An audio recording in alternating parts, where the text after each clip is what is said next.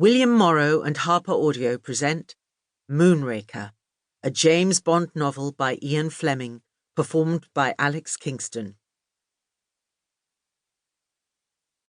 Part 1. Monday. Chapter 1. Secret Paperwork. The two 38s roared simultaneously. The walls of the underground room took the crash of sound and battered it to and fro between them until there was silence.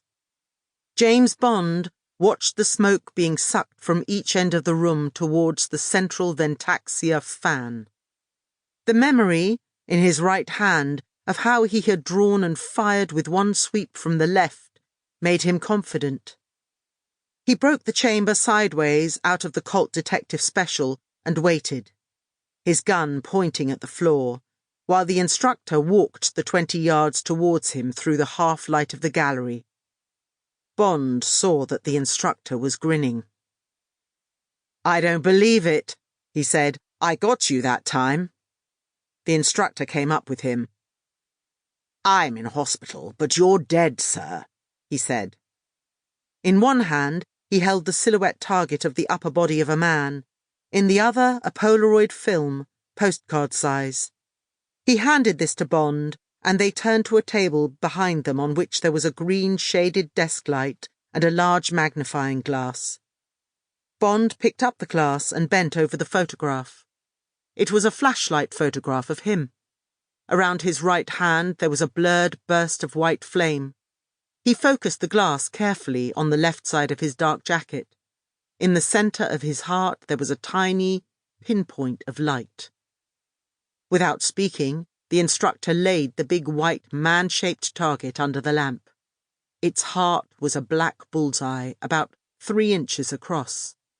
Just below, and half an inch to the right, was the rent made by Bond's bullet. "Through the left wall of the stomach and out at the back," said the instructor with satisfaction. He took out a pencil and scribbled an addition on the side of the target. 20 rounds, and I make it you owe me 7 6, sir," he said impassively. Bond laughed. He counted out some silver. "Double the stakes next Monday," he said. "That's all right with me," said the instructor.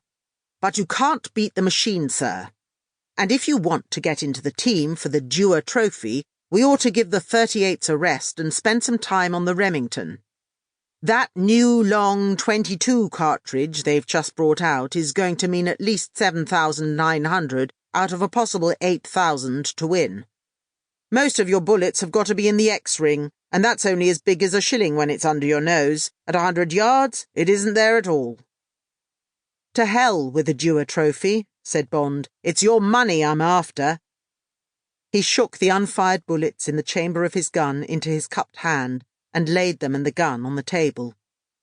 "See you Monday, same time?" 10 o'clock'll be fine, sir," said the instructor, jerking down the 2 handles on the iron door. He smiled at Bond's back as it disappeared up the steep concrete stairs leading to the ground floor. He was pleased with Bond's shooting, but he wouldn't have thought of telling him that he was the best shot in the service. Only M was allowed to know that, and his chief of staff, who would be told to enter the scores of that day's shoot on Bond's confidential record.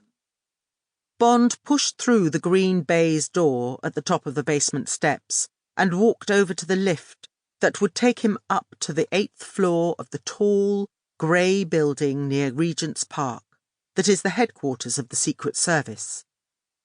He was satisfied with his score, but not proud of it. His trigger finger twitched in his pocket as he wondered how to conjure up that little extra flash of speed that would beat the machine. The complicated box of tricks that sprung the target for just 3 seconds, fired back at him with a blank .38 and shot a pencil of light at him and photographed it as he stood and fired from the circle of chalk on the floor. The lift doors sighed open, and Bond got in. The liftman could smell the cordite on him. They always smelt like that when they came up from the shooting gallery. He liked it.